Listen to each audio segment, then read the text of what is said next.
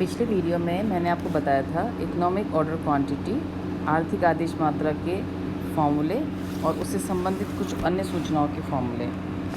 आज हम देखेंगे कि ईओक्यू और उससे संबंधित अन्य सूचनाओं के फॉर्मूलों का डिसीजन मेकिंग, किसी निर्णय लेने में किस तरह से प्रयोग किया जाता है। एक एग्ज़ाम्पल लेके मैं आपको समझाती हूँ।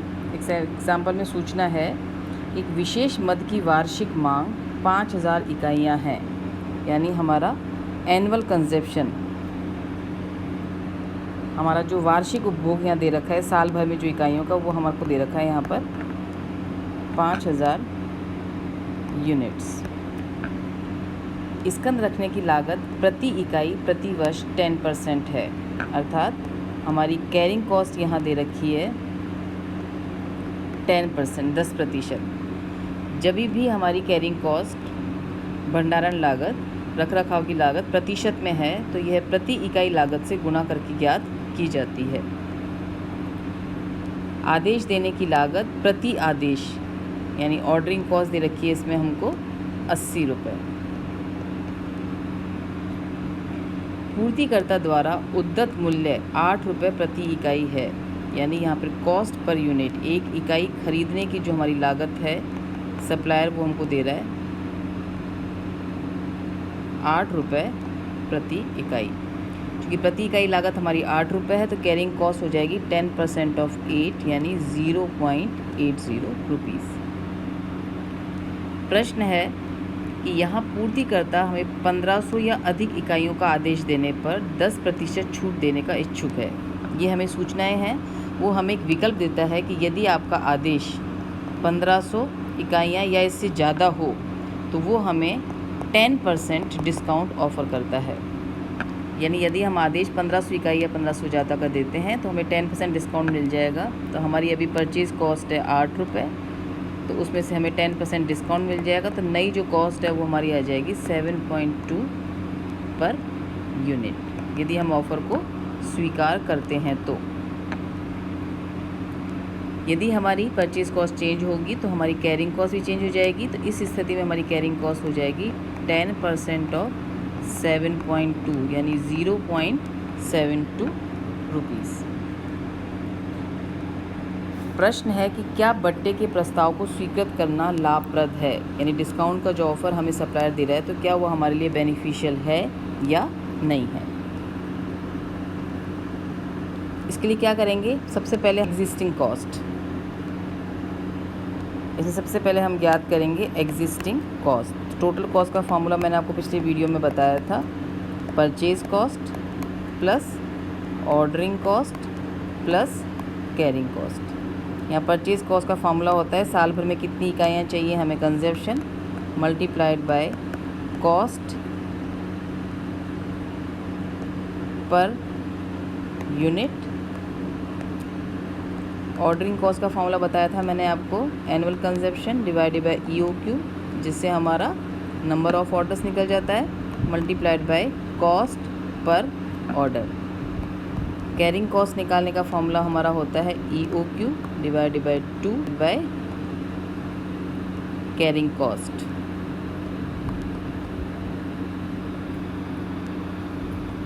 प्रश्न में हमें कंजप्शन की सूचना है, कॉस्ट पर यूनिट की सूचना भी है, ऑर्डरिंग कॉस्ट की भी है और कैरिंग कॉस्ट की भी है। हमें यहाँ पे सबसे पहले ईओक्यू ज्ञात करना पड़ेगा।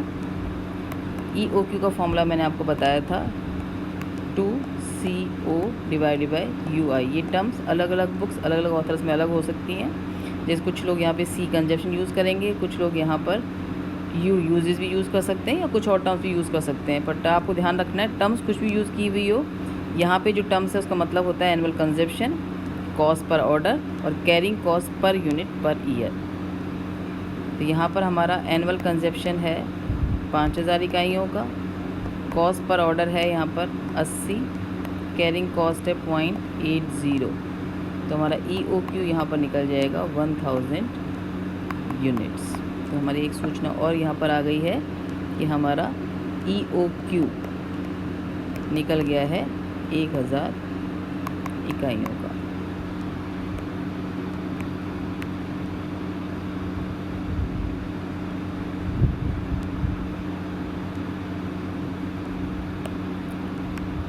देखिए हम टोटल कॉस्ट कैसे ज्ञात करेंगे। हमारी यहाँ पर एनुअल कंजप्शन 5000 इकाइयाँ जो हमको 8 रुपये पे मिल रही हैं, प्लस 5000 EOQ है हमारा 1000 इकाइयों का, multiplied by cost per order यहाँ पर आ रही है 80 रुपये। EOQ है हमारा 1000 डिवाइडेड बाय 2, कैरिंग कॉस्ट है हमारी 0.80। हमारी परचेज़ कॉस्ट है 40,000, ऑर्डरिंग कॉस्ट हमारी आ रही है 400 रुपये।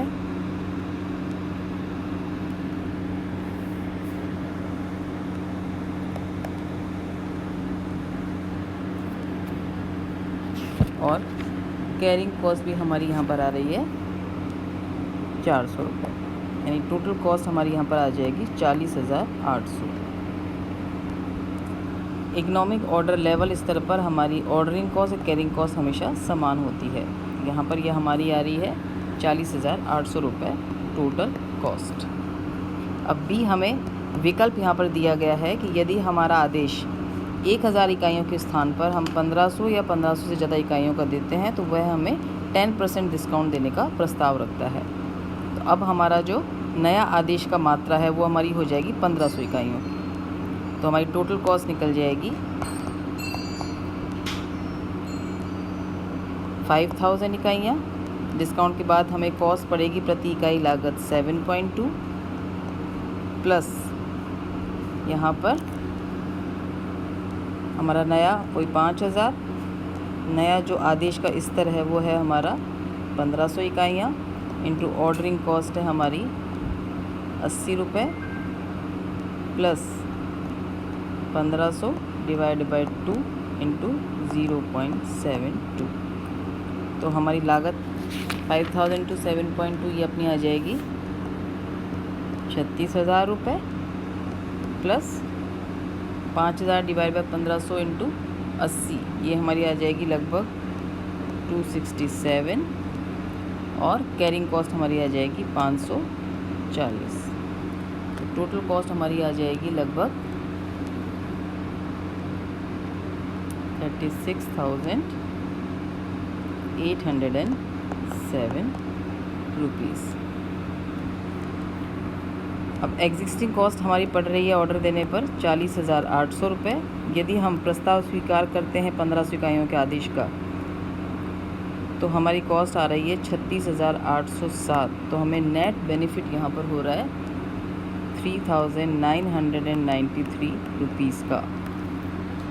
अब यदि हमारी वर्तमान लागत प्रस्ताव की लागत से ज़्यादा होती है तो हमें फ़ायदा हो रहा है, तो हम इस प्रस्ताव को स्वीकार कर लेंगे।